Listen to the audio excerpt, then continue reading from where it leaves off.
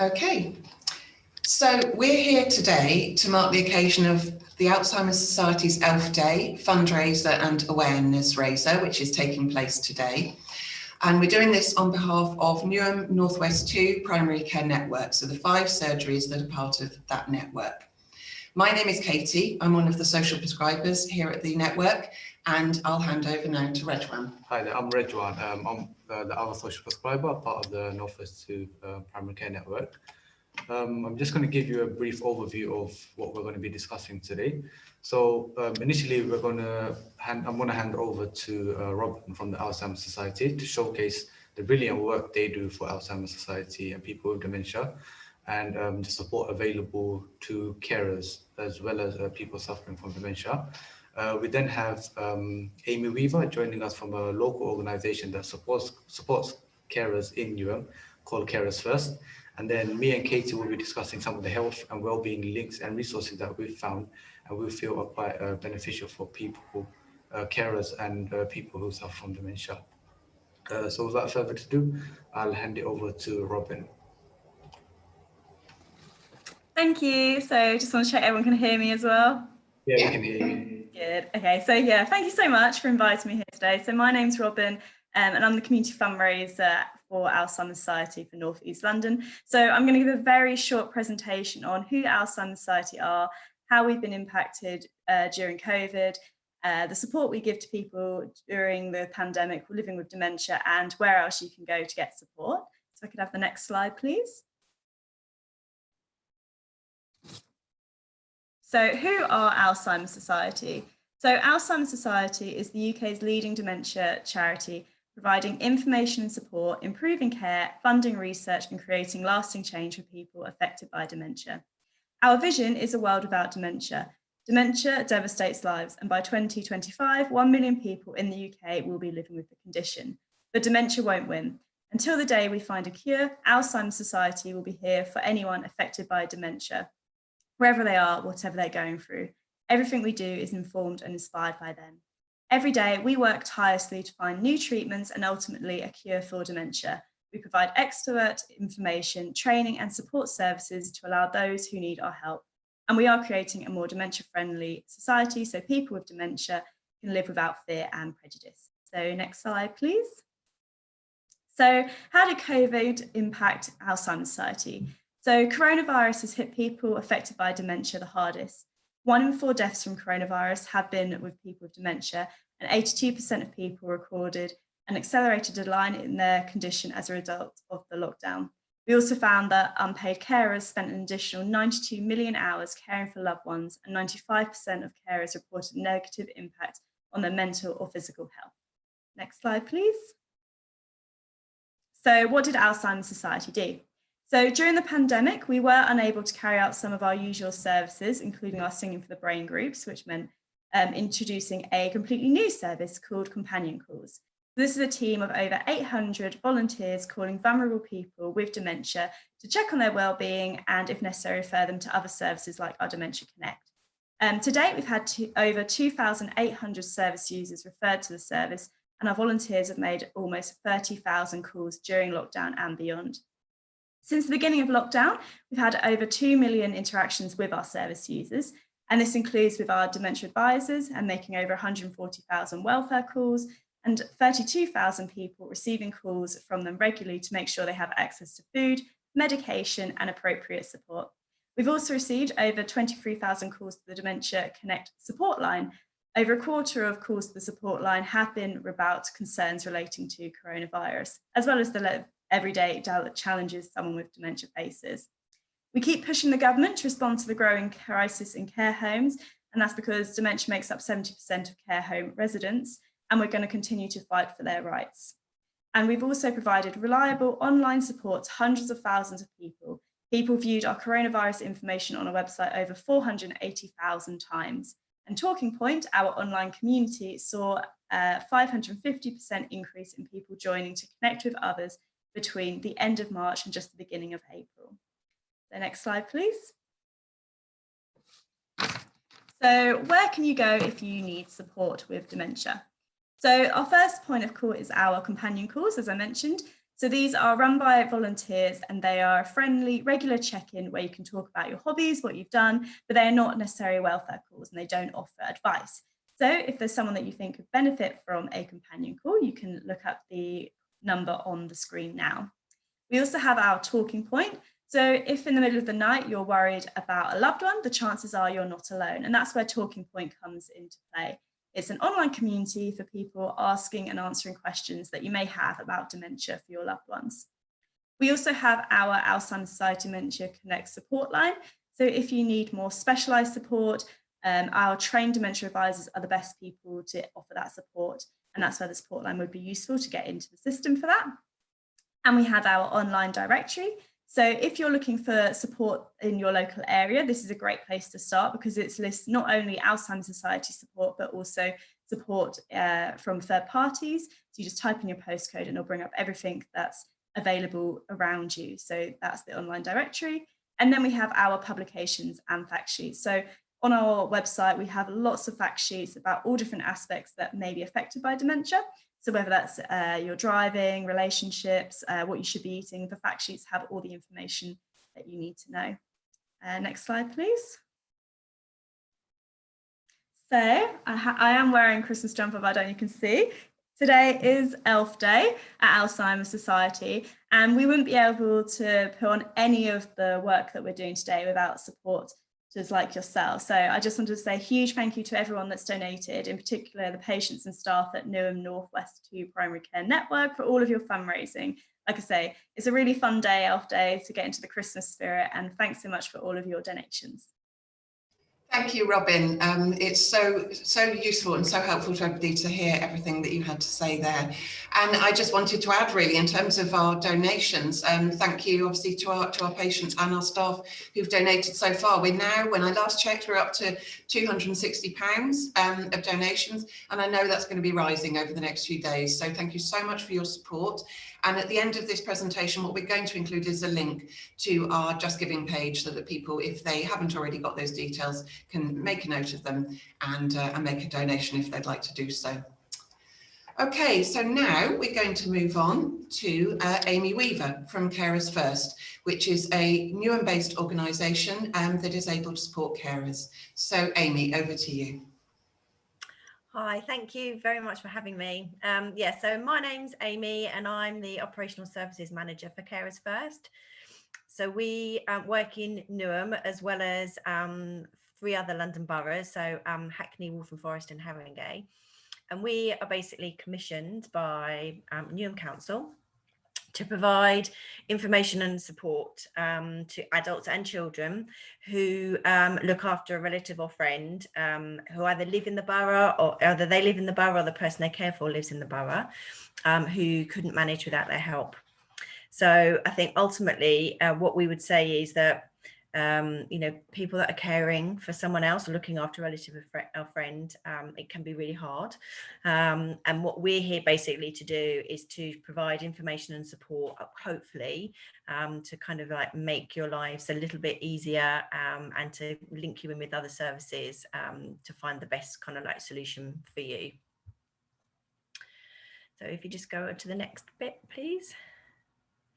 So just for clarification, so we provide support to family members and friends. So as far as the support that we provide, a carer is anyone who spends time looking after a family member, a friend or neighbour who, because of their health needs or care needs, wouldn't be able to cope without their support. So this is slightly different from a care worker. So we basically are supporting family members and friends. So you could be a neighbour or a friend or a husband, a wife, a daughter, a son. And essentially there isn't a criteria for you accessing support apart from this. So you can be supporting somebody or looking after somebody that lives, 70, 80, 90 miles away, or you could be living with somebody 24/7. So we offer a range of support, which I'll talk about in a minute. And hopefully it kind of like suits you and your individual circumstances. So I've just had the next slide. So I'll just run through a bit of a quick summary of what support Carers First is able to give you. So we've got two teams. Well, one team that works in our kind of advice line, which is based in an office in Kent, and then the majority of our team kind of work in the community in Newham. So what we do is we provide information and advice to support carers with their caring role. And this includes accessing a carers assessment. So all carers are entitled to a carers assessment, which is a conversation. And in Newham, that's done with the adult social care team. But we will start that process. And it's a conversation where you get the opportunity to talk about your caring role, how your caring role might be impacting on your own health and well-being, and what support is available to kind of help you. So what happens at Carers First is we've got an 0300 number which carers can ring, and we've got a bank of support workers on our advice line, and they're there to talk to you, to offer you any information or support that you think you might need. We can signpost you to other organisations. We can give you practical support on the phone. If it's slightly more complex, or if you need to talk to somebody who lives in Newham, then we'll put you through to one of our community team, and they'll give you a ring and basically talk through your caring role. What works for you, what you find difficult, what you want to do, what changes you want to make, and we'll sit and we'll make an action plan with you to try and put some things in place to help you. So we provide ongoing wellbeing support. So we do that through wellbeing check-in calls. We do that. You can give us a ring anytime. We basically run some peer support groups. So we've got, at the moment, they're all online unfortunately because of the COVID pandemic. But we've got some social groups, so some kind of like just check in and chat, connect with other carers. We run some training courses. So we've recently run some workshops around wills and power of attorney and trusts. And then we also run some more fun activities. So we've got yoga that we run, and we've got like a fortnightly exercise class that we run, which is really fun, dance-based exercise class. And then we basically will signpost and refer carers into more specialist support. So that might be around mental health services, or making sure that you're linked in with other organisations that provide specialist support. So, for example, Alzheimer Society, around the condition of the person that you're caring for. And then we're also that link between yourselves and the adult social care team and the children's social care team for young carers. And we'll support you with those conversations. And then finally, what we can do, which is quite helpful and practical, is support you to write a what if plan. So if for any reason a carer becomes unwell or is that is out and about and the car breaks down, or there's an emergency, we can basically help you to kind of create a plan that can either be held centrally, or you can have a card and your plan is held with a neighbour or a relative or a friend, so that it kind of gives you a little bit of a peace of mind, so that if for any reason you can't carry on caring for a couple of hours or for the short term, that actually the person that you're looking after will get the care that they need, because somebody's got a list of medication that they take, and they know what their routine is. So we can basically help you do that and give you a little card with an emergency number in it. And then there's the last slide. So the last slide really is just how you can contact us. So professionals can make referrals to us as long as they've got a carer's permission. But carers can also refer to us themselves. So if somebody wants just to chat through really, or if they've got anything more specific they want to talk to us about, they can do it 3 ways. So you can call us on our 0300 number. If you prefer, you can email us. So we've got an email address, hello@carersfirst.org.uk, or you can go on our website. So on our website, you can click on the Newham page and there's a contact us form. So there's lots of information on that, but if you don't have on there what you're what you're looking for, then you can contact us on that. And basically one of our support workers will give you a ring back, normally within 1 or 2 days. And then we can talk to you and hopefully provide you the help and support that you need. Thank you, Amy. Thank you for showcasing the wonderful work Newham Carers First does for carers in Newham. We're just going to now move on to some of the resources me and Katie have found that we think would be potentially helpful for carers and people with dementia, especially during the pandemic. So maintaining mental and physical well-being is very important during the pandemic. Self-isolation and social distancing during the COVID period has impacted significantly on people living with dementia and their carers. So as ever, it's very important to take into consideration their mental health as well as their physical well-being. So we've attached some links to certain things that we found that we feel will be beneficial, like NHS Every Mind Matters, how to help elder people stay active during the COVID period as well, and how to maintain your well-being and physical health during the COVID period for people with dementia. Personalized care as well is very important. So during the pandemic, being aware of personal circumstances, choices, as well as involving people in their own health is vital. So the National Academy of Social Prescribers have put together a personalized wellbeing template plan for people who suffer from dementia, which can be used to summarize what's important to someone when discussing how to stay safe at home. So as a social prescribing team, we're happy to go through the well-being template with someone that has dementia and identify what's important to them and how they feel we can best support them in the future. Also, we've attached links to some support for families, for carers and people living with dementia as well. So advice of how to care with someone with dementia, how to reduce stress and depression in families, and understanding and responding to changes in behavior during the COVID period and how this may look as well. So the PowerPoint presentation has a hyperlink put on it, so you can click onto it and it will take you onto this information. The next few things that we've found is about how to how staying safe and well is physical activities are very important during the COVID pandemic as well. So we've put some videos together of home-based exercises and activities that you can do. Also for the mental well-being, it said that music helps people with dementia and remembering past experiences, etc. So as part of our social prescribing team, you can contact your surgery, request to speak to one of your social prescribers, and someone will get back to you within 72 hours. And we'll be happy to go through all of this information with you, signpost it to the relevant agencies as well. So next, we've just put together a resource for people with dementia and their carers.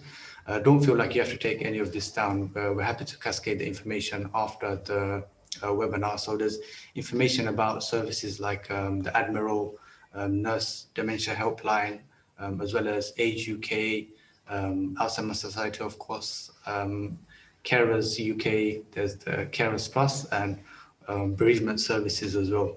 And extended are a few more services as well. Just so don't feel like you have to write it down or anything. We'll send it to you after the webinar. I will just hand over to Katie now. Okay. So I'm going to tell you just briefly about some support in Newham. So this is the Dementia Support Service, which is run by the Newham New Deal Partnership. So this is support for people pre and post dementia diagnosis and also for their carers. So there are three elements to this: a community-based dementia advisor, memory cafes, and singing for the brain. And you'll see there's a number. So individuals can actually make the referrals themselves, or they can be done by a professional, a private, statutory or voluntary organisations. And last couple of slides here, I want to just particularly highlight some of the resources available. So there's some fabulous resources available, as you saw in the previous links. And please do email us to receive copies of these slides if you'd like to. We're going to provide an email address at the end of this presentation. The Museum of London for some time has had its Memories of London programme, when ordinarily that would have been actually within the two museums that there are, the Docklands one and the main Museum of London. They would have had dementia-friendly all sorts of activities they could have done. Obviously, that's challenging right now. So they've got various different online, very, very helpful resources for people. There's one called London Lives, which is a podcast series, and it delves into the stories of London's people, retells them with a twist.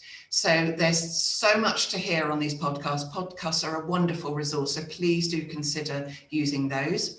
There's also something called Time for a Cuppa. So those are live online sessions where people come together to sing, share stories, find out about some of the objects in the museum's collection. That's on Zoom, like I said, so again, you can link through to that.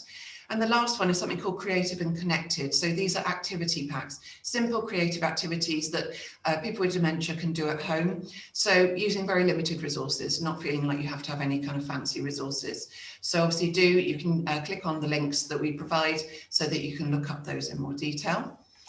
And the last one I wanted to raise is something called the BBC Reminiscence Archive that people may have come across already. If you haven't, please do check it out. It's incredibly helpful. This has been created in conjunction with, I think it was the University of Dundee, following a study regarding how helpful it is for people with dementia to be able to reminisce. So to be able to look at old photos, audio content, video content that will trigger those memories for them.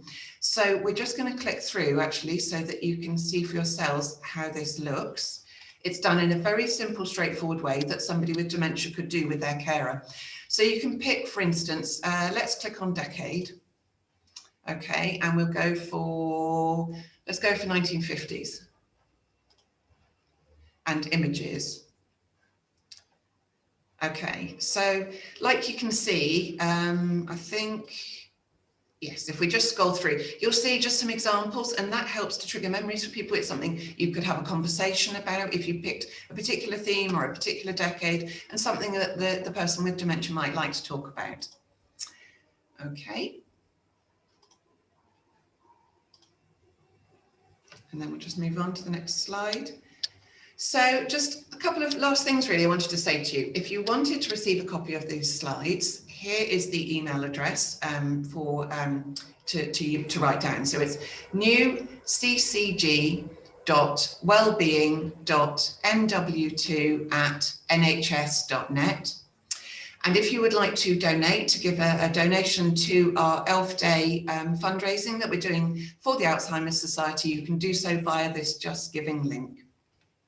And we've got one final slide. I know some people are actually on this call right now who are in these photos. This is our Upton Lane Medical Centre, which is part of our PCN. And they did the most wonderful dressing up for Elf Day. Earlier this week, we asked all of our practices to dress up, and we had the most amazing team effort from Upton Lane Medical Centre. So we wanted to end this presentation by showing you a photo of our competition winners. Okay, and that draws us to a close. Thank you ever so much for joining us. I hope you found it useful, and please do email us at that wellbeing address if you would like to receive a copy of these slides. Thank you. Thank you. Thanks, guys. Thank you. Thank you. Thank you. Yeah.